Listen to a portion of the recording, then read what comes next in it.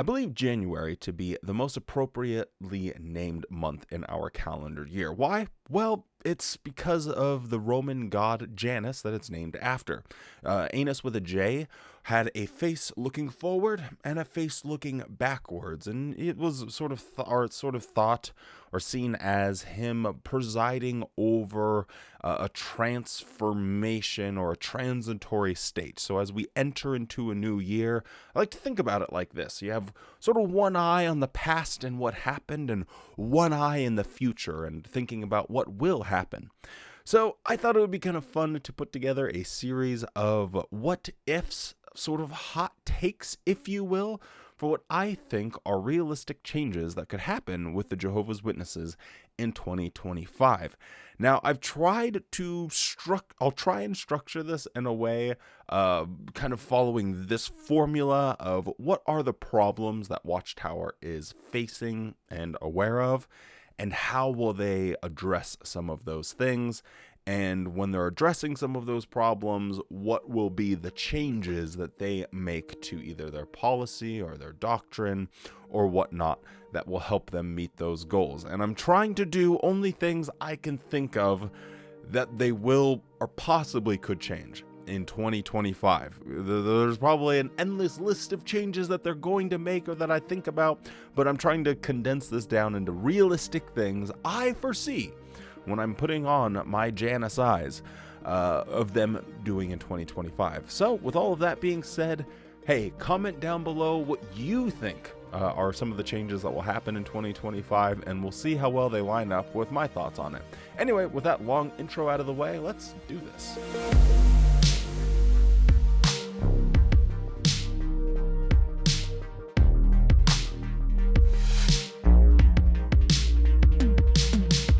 And one of the big problems Jehovah's Witnesses have right now is their doctrine is a mess. I'm speaking specifically about things that are becoming absurd, like the generation teaching. Every single year that goes by, it looks a lot more stupid. 1914, obviously that's been a problem that they have had for such a long time. They should just get rid of it at this point. The 144,000 continues to be embarrassing because they have such a well-established history of using the number of memorial partakers to be a ticking time bomb for Jehovah's Witnesses to say, man, look how close the end is. They have a lot of these doctrinal things that they've made a few adjustments to, and I think that I could see one of these things finally being addressed. And the reason for that is I don't know how much Jehovah's Witnesses actually care anymore.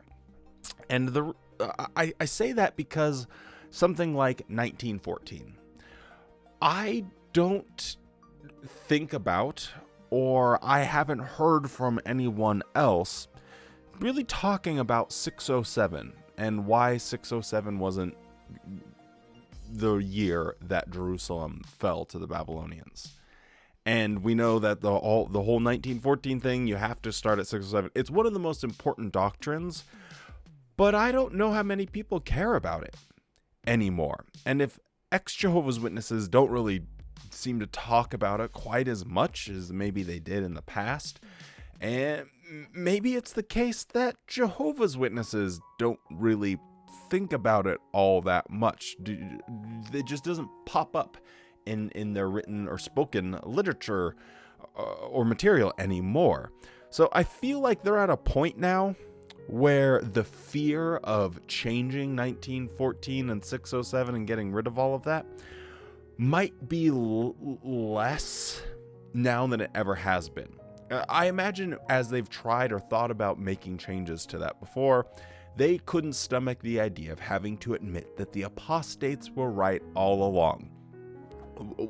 I was working on something, and it's still something I have in the archive, but a video talking about all of the different apostates that have come since Ray Franz, essentially, and how activism and Jehovah's Witness, anti-Jehovah's Witness people, they've existed for a long time.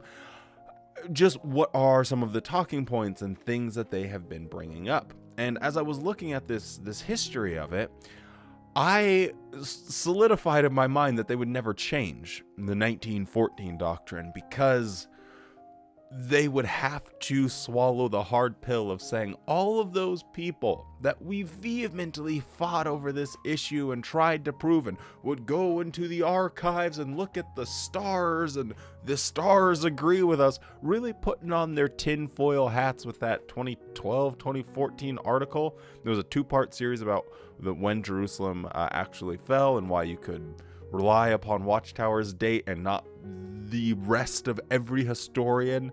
And it's not an astrologer, it's a archaeologist. Man, that took me a second. Archaeologist has to say about the validity of that date. So will it change 1914 specifically? I don't know if it's that one. I don't know if it's the 144,000, or I don't know if it would be the generation. My hot take would be that this is the last year that we see the 144,000 being a specific number and it just changing to, hey, we don't really know how many people are going to heaven. We're just going to leave it up to Jehovah. Could this be a figurative number?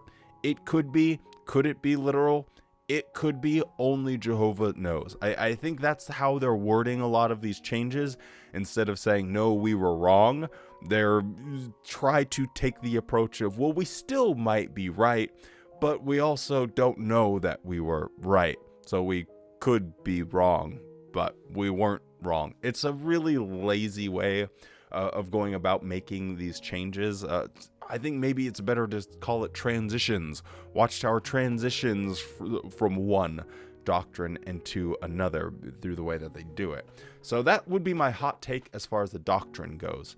Now, in order to change this doctrine, I think that there are a few roadblocks, and one of those roadblocks has to do with the governing body. So another hot take I have is that the governing body, as it stands now, is not going to be the same members when we're at this place next year. If history repeats itself, so last time they appointed 2 new white guys to be governing body members, it only took a month before Tony Morris was jettisoned out the airlock.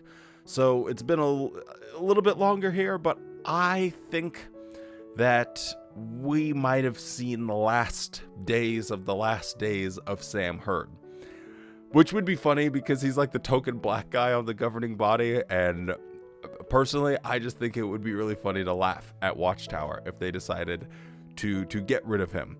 I think they'll do it in a lot more specified terms. So they'll go out and say to people, hey, his health's not very good. He's not really able to keep up, but we appreciate all of his hard years of service and thank you so much and blah, blah, blah, blah, blah, blah, blah. Which will be interesting to see how Jehovah's Witnesses take that, because they'll have the recent memory of Tony Morris being like, Tony Morris is no longer part of the governing body.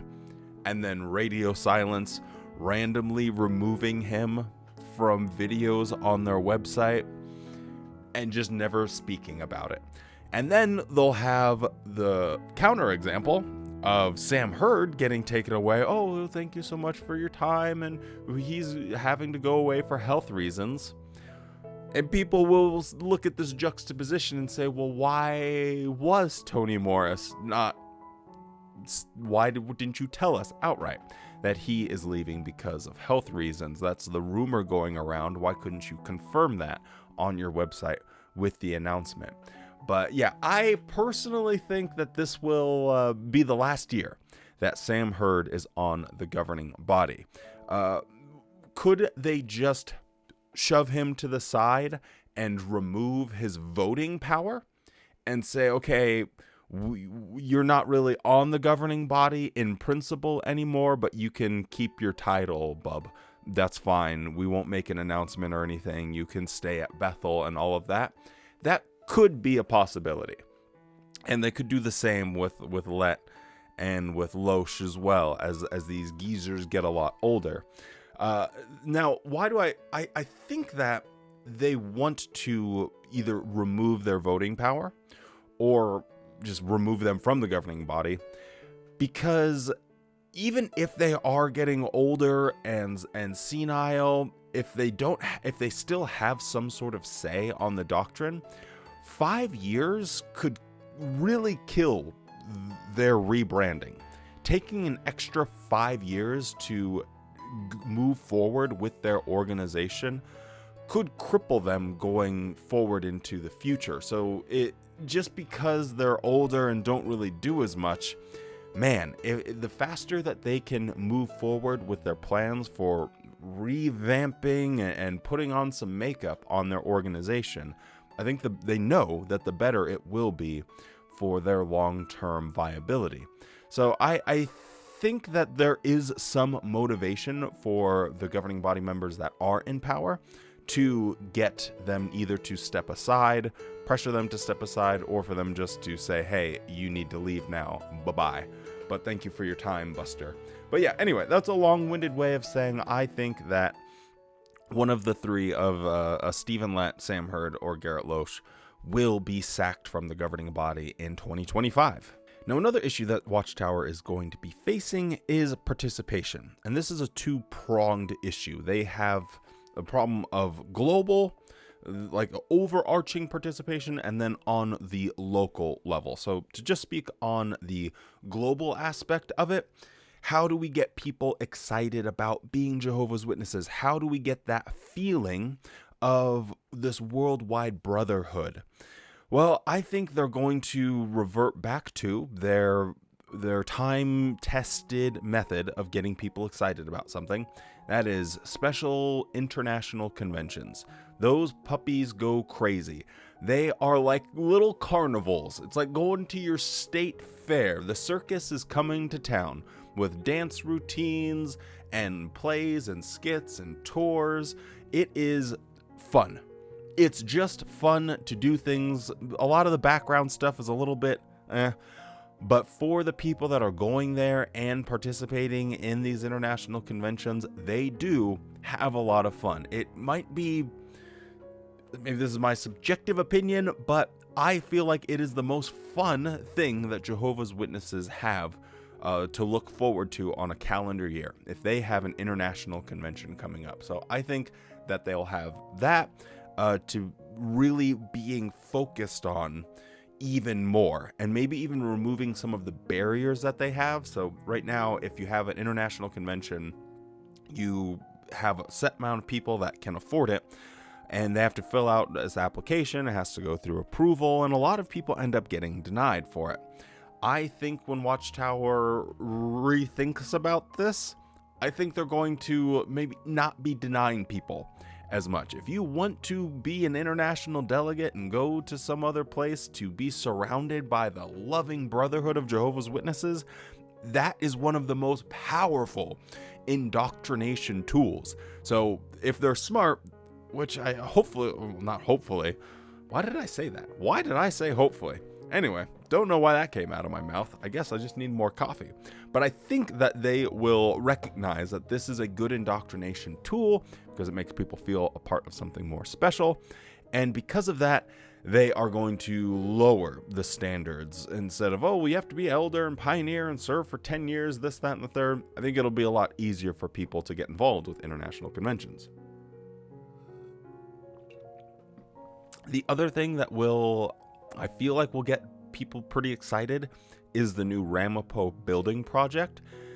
Anytime they're doing something with headquarters, it's a pretty exciting time. They can have weekly, monthly uploads about the progress. It's a pretty big deal. Now, I was talking to someone that is a little closer to the organization than I am at this point in my life. And I'm just running some of these ideas by him and seeing, or her. We'll just throw that in there for no reason. But when we were talking about it, he actually had a pretty good hot take, which I liked. And that was that they might cancel Ramapo. And I was like, that's not the craziest thing that I've ever heard. Because the hardest issue with that thing is how do you convince a Jehovah's Witness that this is a good use of their money?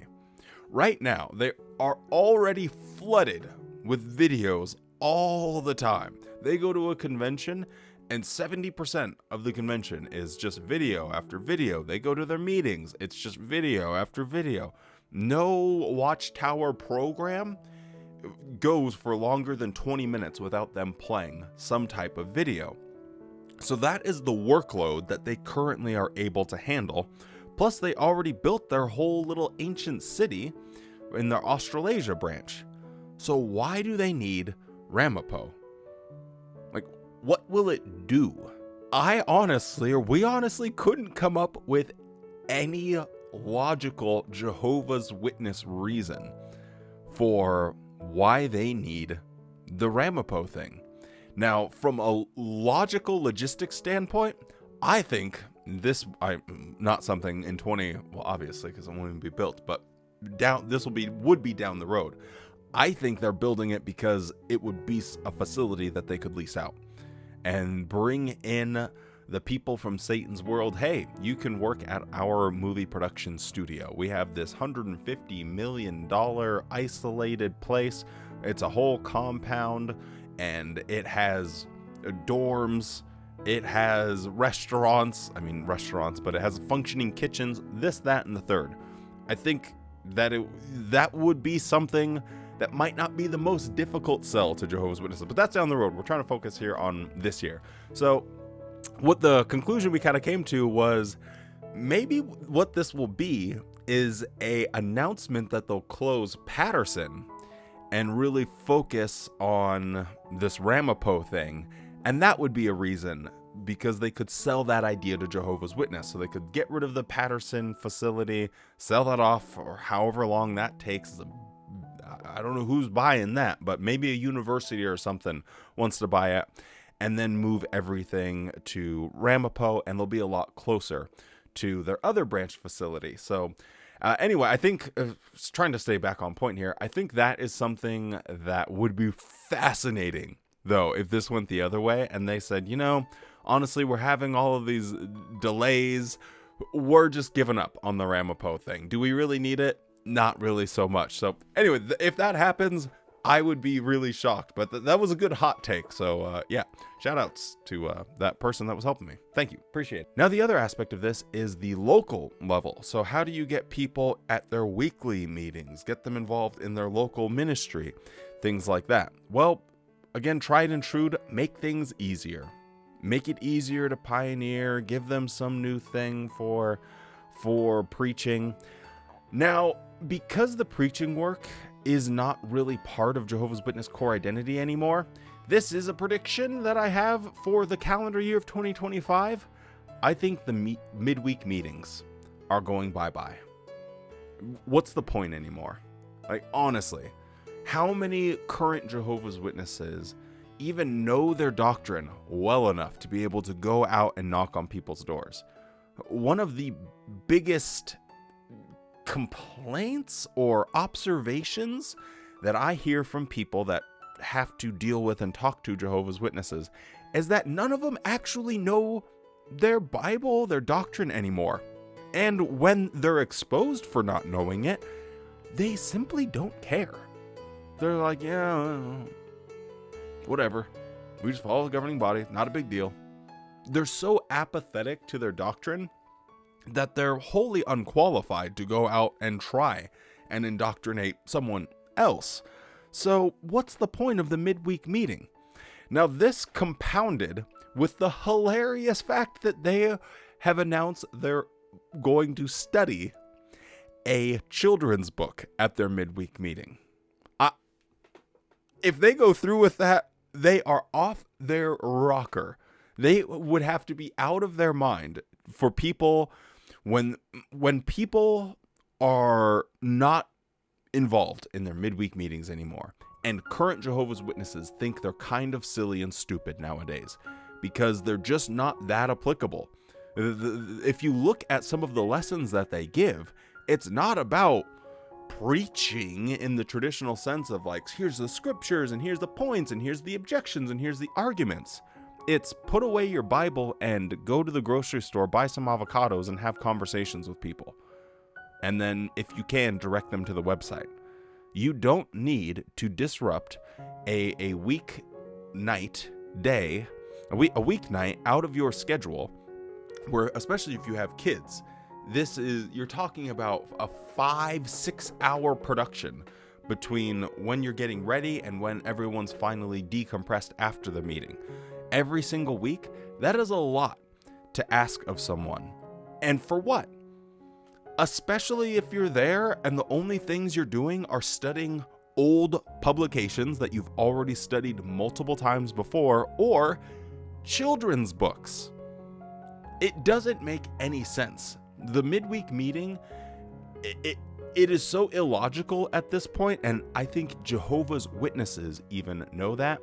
I think they will get rid of the midweek meeting at some point in 2025. So that's another hot take that I have. So mark that one down. I'll stand behind it until December 31st.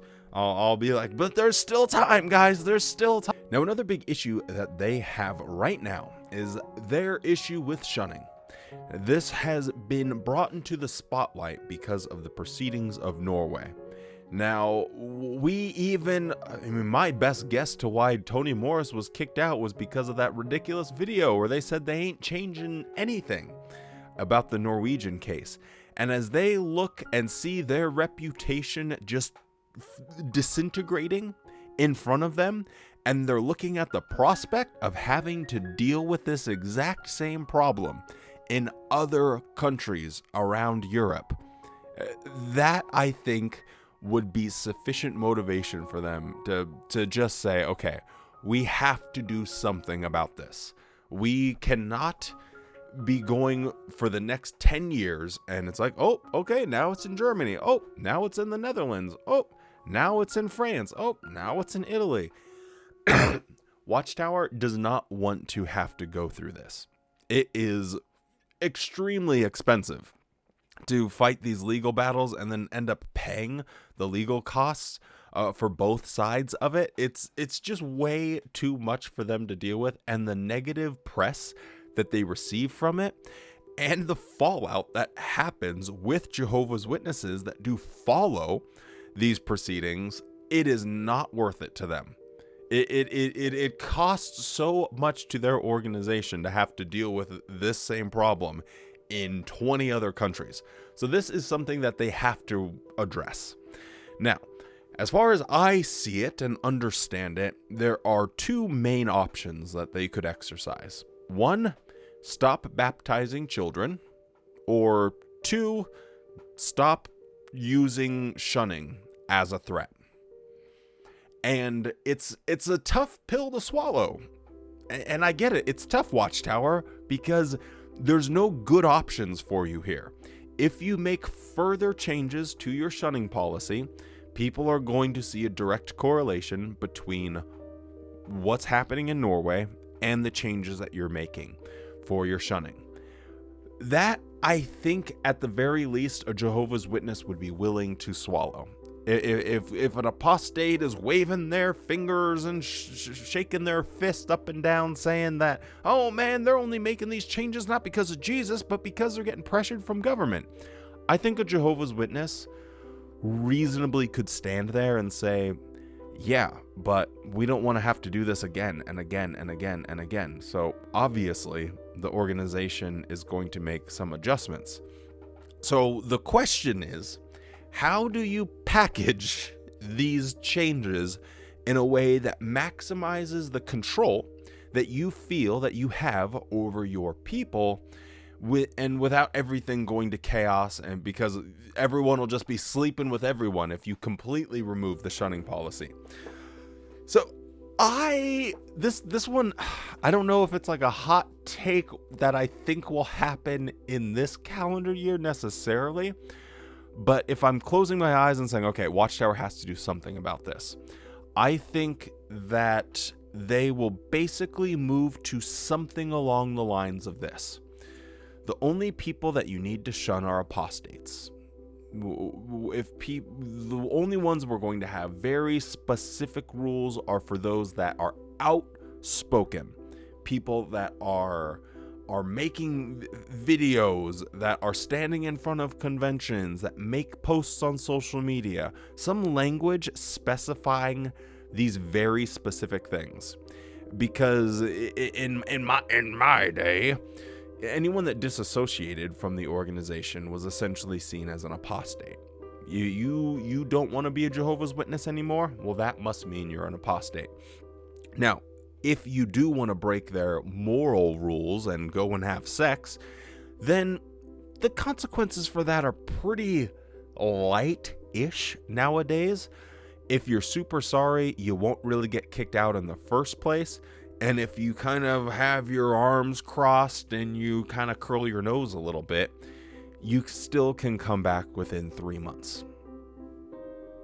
It's not the craziest thing. Oh, and on top of the 3 months, your family can still invite you to meetings, so they have an excuse to talk to you. So it's 3 months of your family still pretty much talking to you to invite you to meetings and things like that.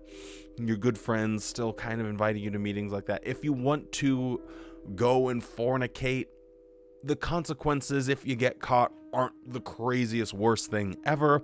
Plus, they had the change that once the Great Tribulation breaks out and you're disfellowshipped, you might still have an opportunity to come back to Jehovah. So the whole fear-mongering surrounding, well, what if the Great Tribulation breaks out and when I'm disfellowshipped, then I'll be killed at Armageddon, I won't get in the paradise. That fear's kind of gone.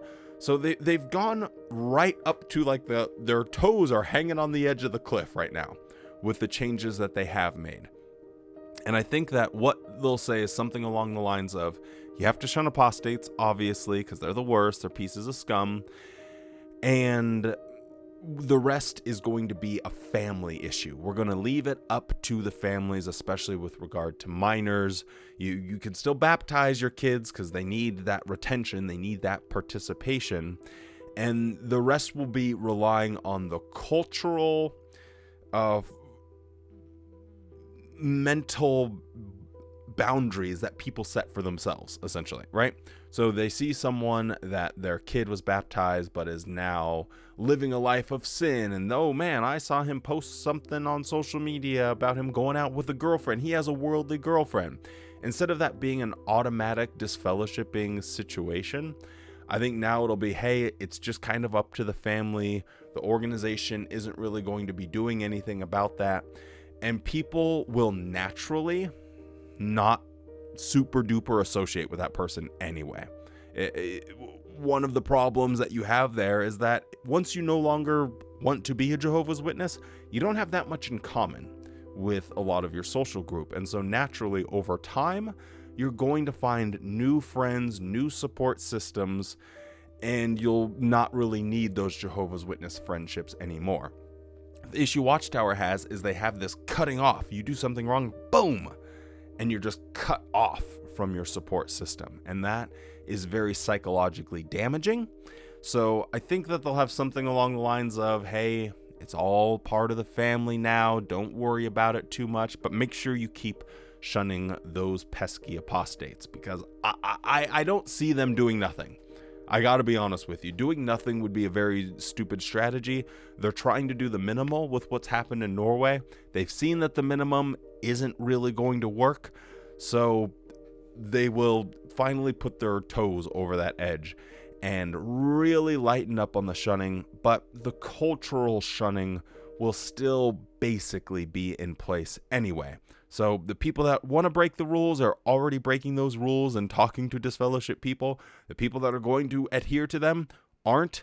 So Watchtower just needs to change their language, what they tell people, and Jehovah's Witnesses themselves will do the rest. But that about wraps up my hot takes for the changes I could see the Watchtower making in 2025. So the big ones, in case you already forgot, were the 144,000, the midweek meetings, closing down Patterson, and finally addressing their shunning policy with saying something to the tune of shun apostates, but the rest is up to the family when it's a minor. And yeah, those are the ones that I could see happening. Oh, and then Sam Hurd getting sacked as well. So it could be a very exciting year. Again, we'll just have to wait and see. 2023 was an insane year. 2024 was a little bit more tame, so we'll see what the trajectory is as we put on our anus with a J lens and look forward into the future, and we learn the lessons of the past. But hey, I'm always looking forward to it, and we'll be here to keep you up to date with what's going on in Jehovah's Witness land. With all of that being said, stay safe, be kind, and don't forget to show yourself the same kindness that you show to others. And hey, happy holidays. Have a good ass day.